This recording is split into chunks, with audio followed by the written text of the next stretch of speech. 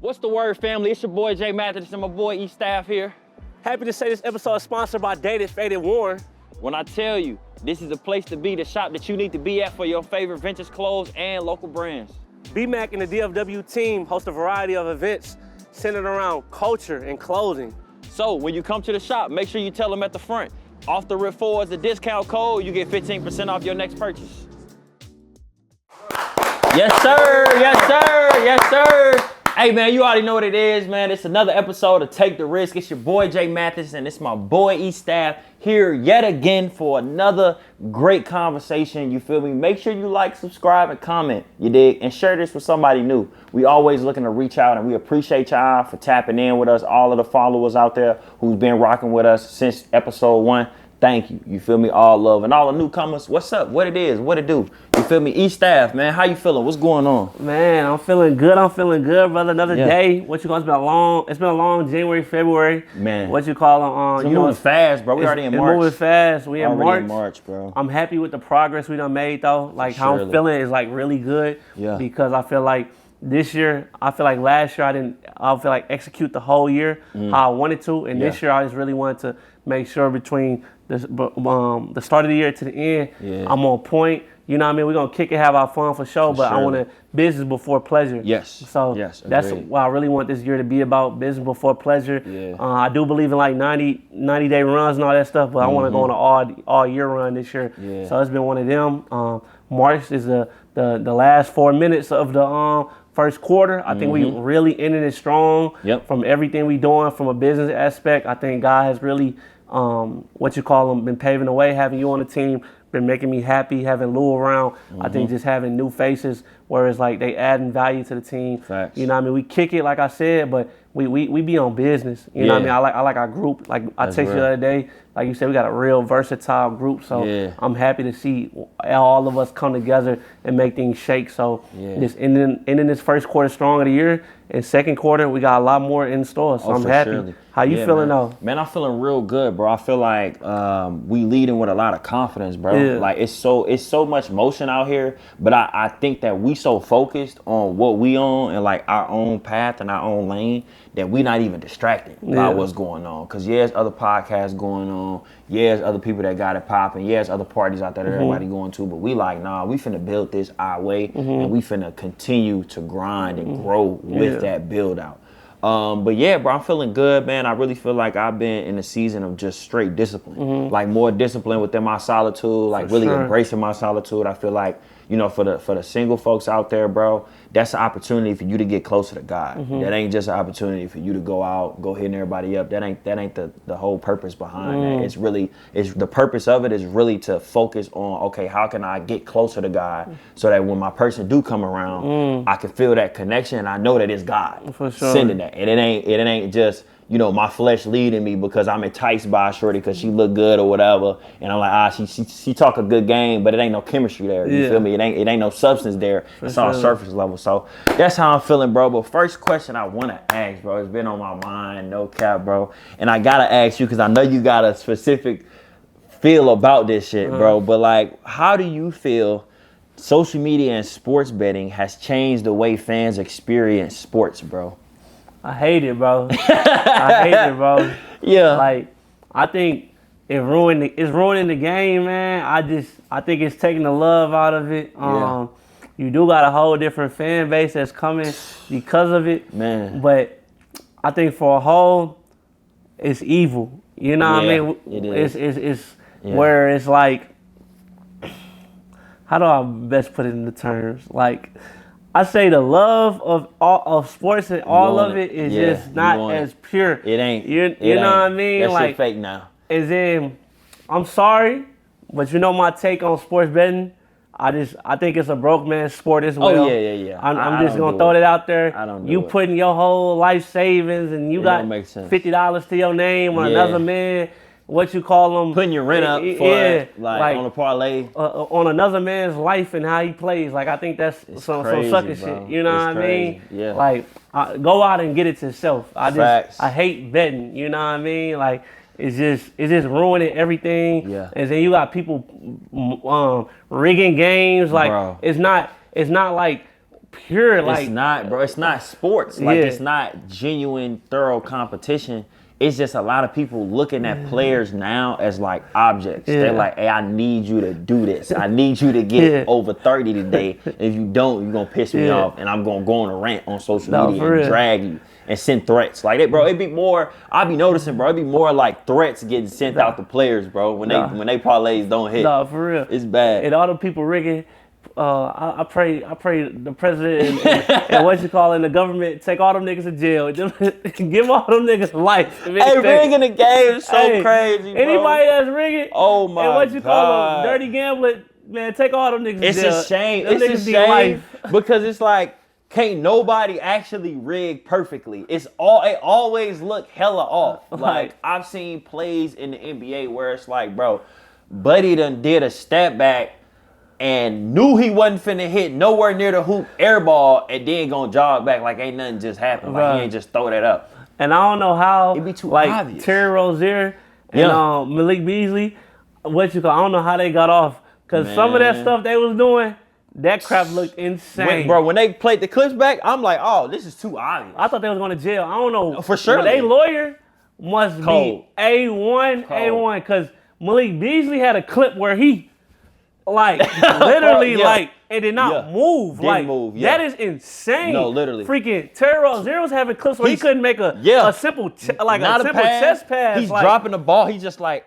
like it's hitting off his foot, going out of bounds. He like, bro, and run it back. Like, what? Man, we know the game too well, bro. And then I seen that one like a low major D1. I don't know if you seen that story where it was like these low major D1 players was betting or whatever. Yeah, like I hope all them niggas go to jail. Man, like send all them it's bad, bro. to the pen, because it's a money grab nowadays, bro. And it's just like it entices that quick fix, like that microwave success for folks. And I think that's terrible because nobody is appreciating the essence of competitiveness in sports, bro. Bro, it's bad. Like, it's crazy. But then too, like, how do you now I think taking it a step down, bro, looking at the collegiate level, how do you feel like NIL money has impacted these athletes and their performance? What's your thoughts on that?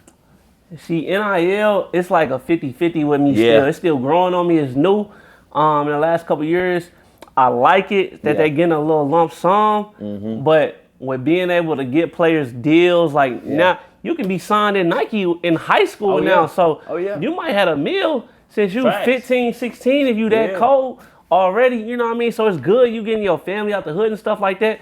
But like I was just saying, like this girl that her clothing brand had blew up when she was like in high school, and she already made like a meal and stuff like that. And now she was like her life purpose or something like that. She's like confused, like in her young 20s or whatever. Like she was like she's like bored. She don't know what to do with her life. Like she don't know what's next. You know what I mean? So, and not even that, but I think it ruins like your mind of reality when you get so much money early. Like you don't know how to take losses and get told no, really grind, all that other stuff. Like I feel like for us, I always say it's so much like if we got money early, especially me, we would have lost it. I would have lost it all, honestly, because I wouldn't know how to act. I think I really had to know how to appreciate the grind, the come up. And like I heard somebody, I forgot who it was. I want to say it was a comedian. He was saying, he was like, when you get money later in life or whatever, like late 20s, early 30s, and you kind of you see how the world works. I think that's where you appreciate the money and you're able to listen. You know what I mean? Like Wallow says, listen while you win. You know what I mean? Because if I'm getting money at 14, 15, 16 a meal. Oh, your head big. Bruh, what you call, and you know they already calling us unk. So freaking, I can't even. Me, Open Lewis is out freaking the other day after the after hours. I was getting pissed off. We was talking to some 20-year-olds. We was getting tacos or something like that. Freaking these little niggas wouldn't even listen to me. You know what I mean? Like, what was I telling them? Freaking, what was I saying? Their ways. I was telling them about a brand or whatever. You know what I mean? Like a mission statement just to have like. What's the brand about? Like, freak, I think Ope asked them, like, means the year or whatever? Like, what does the brand mean? Like, it was cool. Like, it was a tough little brand or whatever. But, like, what's the meaning of it? You feel me? They couldn't even freaking say what the meaning of it is. They just like, oh, I just like clothes. I just want to put them clothes together. If you want to sell and go next level to a next level corporation, if we want to explain, like, okay, what is off the rip about? Off the rip, what you call them is doing stuff right then and there. You know what I mean? Not waiting. What you call them? Whatever you put your goals and your mindset to, we need to be on it right then and there. It ain't no what you call being procrastinating and waiting and stuff like that. Like they couldn't even tell it. So it's just like getting money at early 16, 17. They not listening to nothing nobody gotta say. You see it in the NBA now. I love Ed Edwards. He just was going off with his coach in that game winner. You freaking making $300 million a year. You can't tell me shit. Like real talk. Like if I'm making all this, I'm making more than a coach and all these, all my uncles and my daddy and stuff. He above the organization. That's what it is. What you calling y'all can't say nothing. And you know the team riding on him too. Though. You know what I mean? Y'all can't say nothing to me. So that's where it's like NIL. When you get more than your college coach, like Darren Peterson, I love him to death. Freaking Bill Self. Shout out to him, because he holding his composure crazy. Because you know me, my temper, me and Darren Peterson couldn't be in the same. I don't know, it might be true injuries or whatever. Nobody knows what's happening behind closed doors. Truly, but it's like, bro, like all like Stephen A, all the big sports and all the big analysts, like Kendrick Perkins say the love of the game. That's it. When have you met D Rose? You think D Rose was sitting out a game? What? Like what you calling like subbing myself out? Like when? That's crazy. Like that's insane. Like that's where it's like, bro.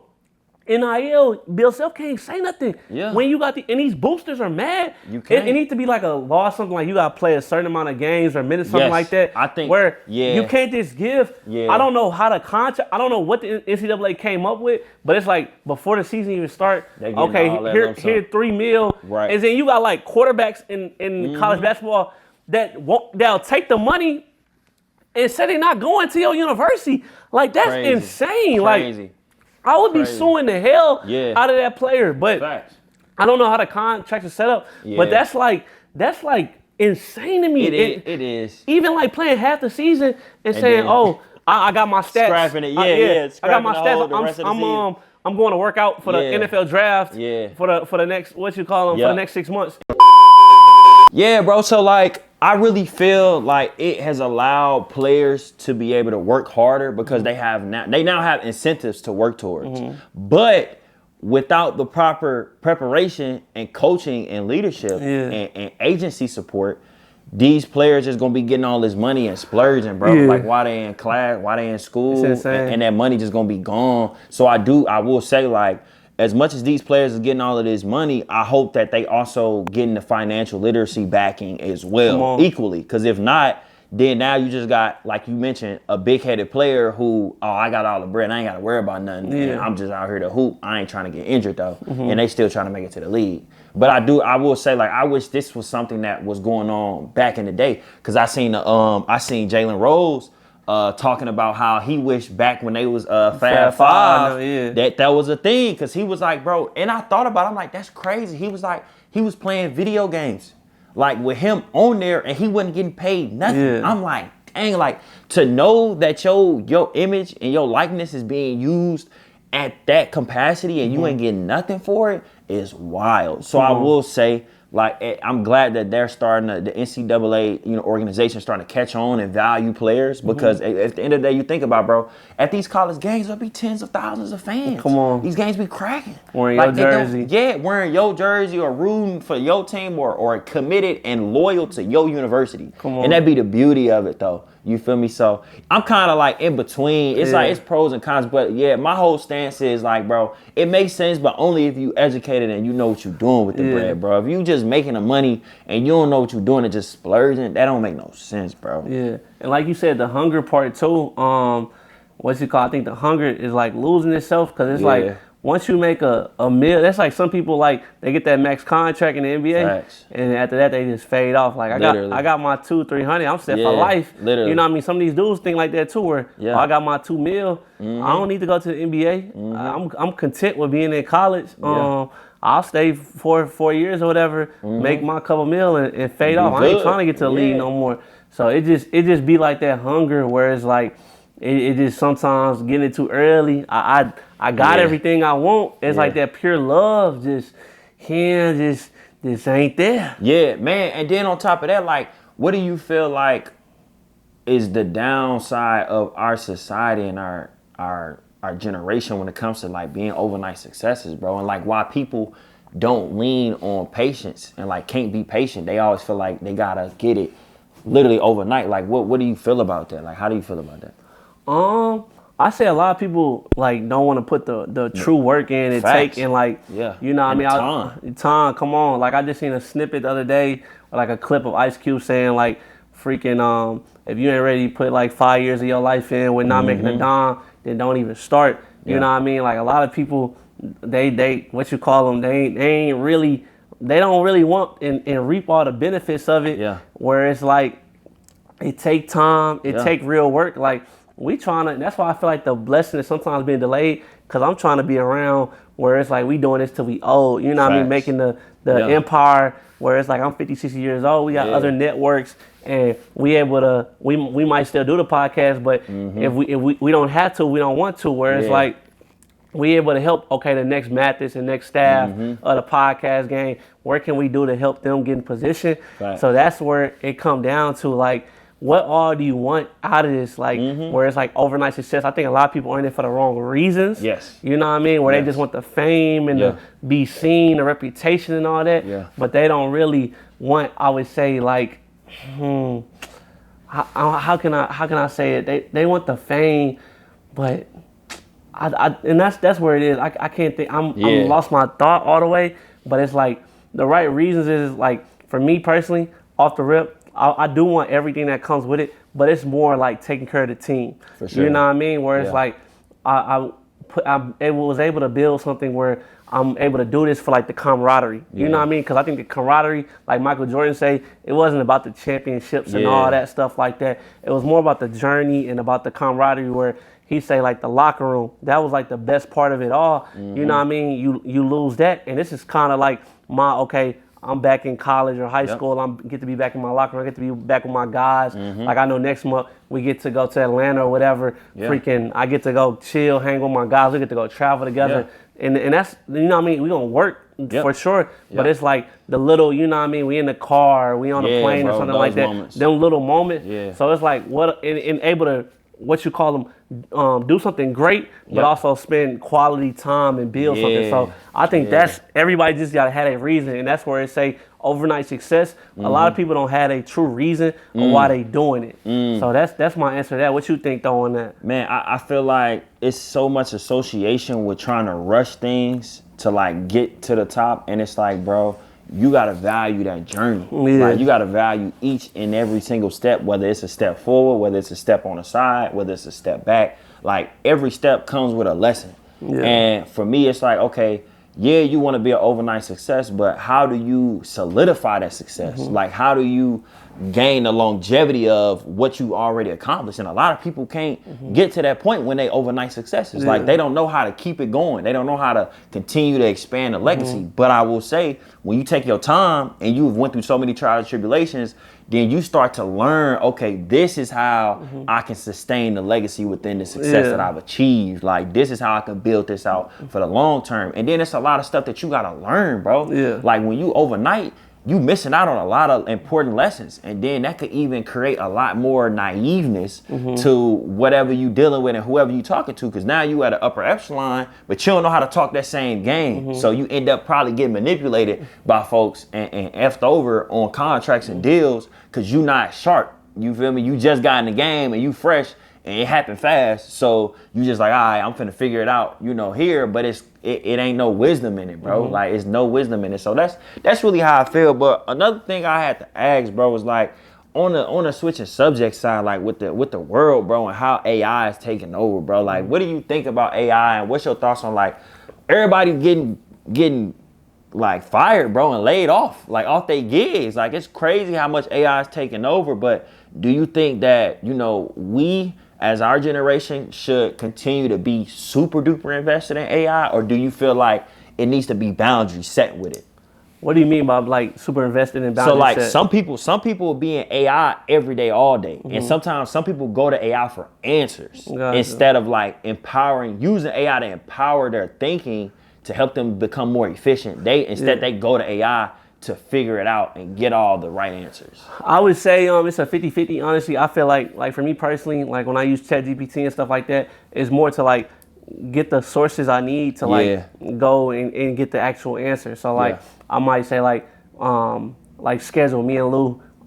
He's the manager of everything I do. Shout out him. So like freaking he'll make the schedule, whatever, and I'll sometimes put it like in AI, like how maximize this schedule where I can really grow and I would say have a productive day every day throughout the whole month. Facts. So like I think you should come up with your own thought, do your own research, do your own studying, and then kind of go to AI to maximize what you can. You know what I mean? To make better. And I think too, like you say, like this studying and stuff like that, AI, you can go to it, but honestly, like in the lane we're in, podcasts or whatever, sometimes you gotta do your own studying. Like I was looking at, I really like Shannon Sharp a lot, and I'm like, dang, Shannon Sharp really be like on point if I'm really thinking. Like he make the guests feel comfortable. He has some really good questions, and I was looking at the one with him and Amon Shumpert, and I'm like, man, I need to go over and study Amon Shumpert. He is such a good storyteller, and well spoken. You know what I mean? Where it's like his lingo and just his swag and just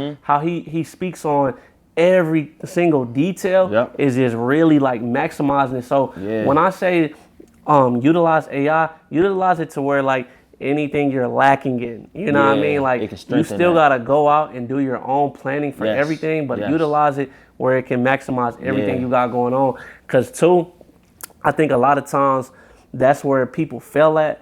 I would say just not doing the work all the way. You know what I mean? Like the work gotta get done. Because even me, I was just thinking like, bro, I gotta study more. I gotta read more. I think that's why these last two podcasts, I just been trying to read, like not just have these books sitting here. Because I feel like, especially in the last episode we just did, I think my wordplay was just way better. You know what I mean? Because I did hear like books help you talk. You know what I mean? So just doing the little stuff, man. I think people too in jobs too need to understand as well. Hey, I'm about to take over a lot of different stuff. If you plan, I heard a homie say, jobs don't plan for 5-10 year plans no more. You might want to think about what can you do on a little side hustle or really invest and get and make your way to the top. Because if you're content right now, and I'm not saying go try to move super fast or whatever, but it's gonna hit a lot of people faster than we know. And it's hitting every month, every 6 months. If you don't got like no little side hustle or no no skill, no trait you can do, because I just seen a reliable source say 93% of jobs in America right now can be done by AI. Like you know what I mean? So jobs are honestly being nice by still paying people and letting people come to work, because a lot of jobs are in the plans of what you call them in a year. Down. What can AI really do where I don't need all these people, all these heads to pay? So like the what you call them, the head in return is looking scary out here. That's why I be trying to get off the river for $1 million deal. Hey, we gotta. Hey, that's why we grinding, bro. Because it's like the job security is so shaky nowadays, and you don't want that to solely be your only source. Because for some people, they families live off of their job. You feel me? And to have a side hustle is definitely a special trait in itself. And I encourage people who want to get out there, want to find out, how can I do a side hustle? Leverage AI.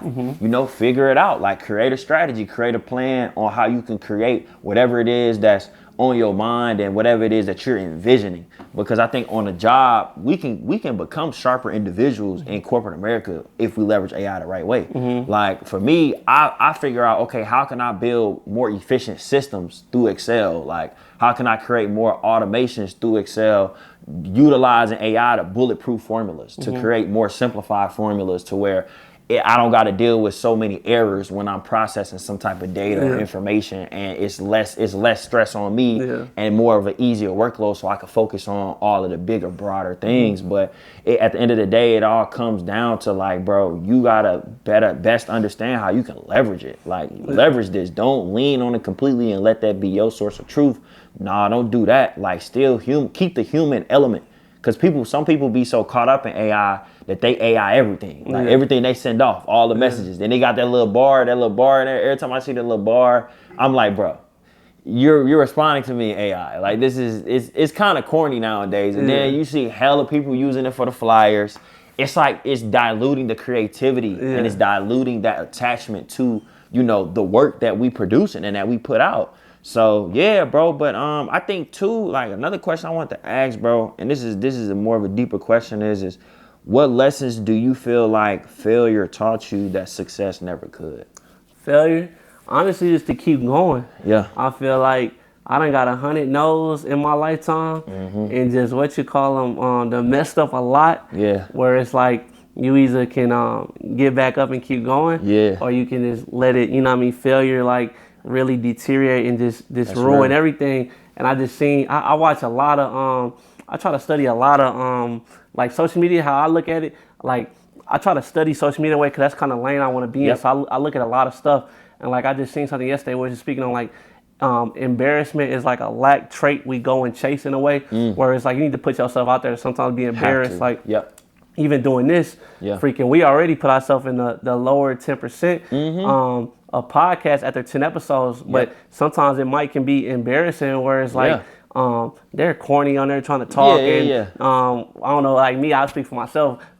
Staff is a failed athlete or whatever, you know what I mean? Stuff like that, where it's like, okay, freaking he just on there trying to talk and he don't know what he's doing.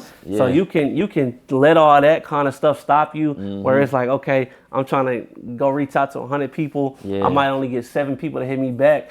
Where it's like I'm getting 100 no's. People say I don't feel like getting on your platform, or you gotta pay me, all this other stuff. You can let so many things really, I would say, tear you down, where it's like people not supporting you, rocking you. You done messed up with a podcast and said the wrong thing, done rushed on. There's 100 things you can do wrong, but it's like you gotta keep waking up. Like that's one thing I just always, think about, you just gotta keep waking up. I remember J.R. Smith saying like 4 years ago on a podcast when we lost for game, he was like, so many people asking us how you keep doing it. Man, he was like, man, I just keep waking up. And that's the mindset sometimes, like, God woke me up, I got to keep on going.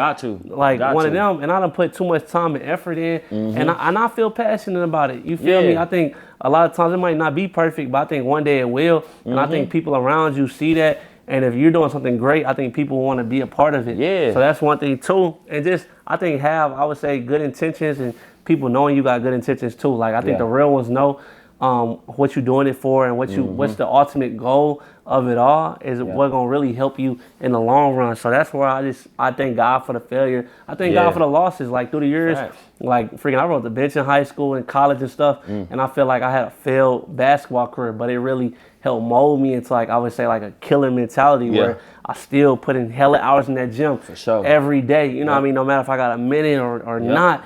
Like I'm a grinder. Can't nobody take that away from me. I think I shout out Ricky Torres. I feel like this leadership, he came from nothing. You know what I mean? Just seeing him, you know what I mean? He was an All-American, and seeing like all these killers around me or whatever, just wake up and go get it. This really showed me like this. I would say a type of work ethic, because that's one thing I thank God for. Like in my life is just like work ethic, getting up every day, going to do it, trying to plan, and everything might not be the correct way or whatever, but at least I'm trying. You know what I mean? Like I heard Lil Uzi say, man, at least I'm trying. I'm trying. You know what I mean? Like that's all it is. And I think God and the universe gonna bless you in the long run. Like freaking, if you stop tomorrow, you never gonna know. So you just gotta keep on putting yourself out there, putting yourself in places, and take advantage of the opportunities. Like freaking, I'm kind of excited for so much we doing. Like me and Lou going down to 3-on-4 4-day on Saturday. I think that's a big opportunity for us in the IRL space just to make some good content. End of the month, the cabin. It's the cabin's vacation, but we still gonna be grinding and working. Freaking next month, if God's willing, we can all go to ATL. So I think that'll be major. You know what I mean? Shout out Club 520, just going to support them, but also just putting ourselves in a space where we can rub elbows and be around people we look up to, and that's in this game, like Charlamagne and all of them gonna be at the event. So bro, I'm just happy for direction. So I thank God for the no's, or the failures, for it all. Got to. I think for me, bro, it allowed me to not be too emotionally attached to opportunities and success. Like failure has taught me to like not be solely invested because I may have gotten to this certain threshold and now I feel like, ain't nothing gonna happen. I'm gonna be good. Success is here. I don't got nothing to worry about. That does not exist. Like every level you get to, no matter what, you gonna have your difficulties. Like you gonna have your hard failures. And I think as you climb, as we elevate, difficulties and failure becomes more magnified. So it's like you can't really be emotionally invested in that success, because when you hit that hard point, then you don't want that to tear you all the way down mentally and emotionally, bro. Because honestly, a lot of people give up because they may have hit that level of success and it was that one failure that took them out. They're like, man, I'm done. Like I quit. Like I give up, bro. And I think that goes to show like how much of a spiritual will you gotta have when it comes to dealing with failure. Like you gotta just keep going.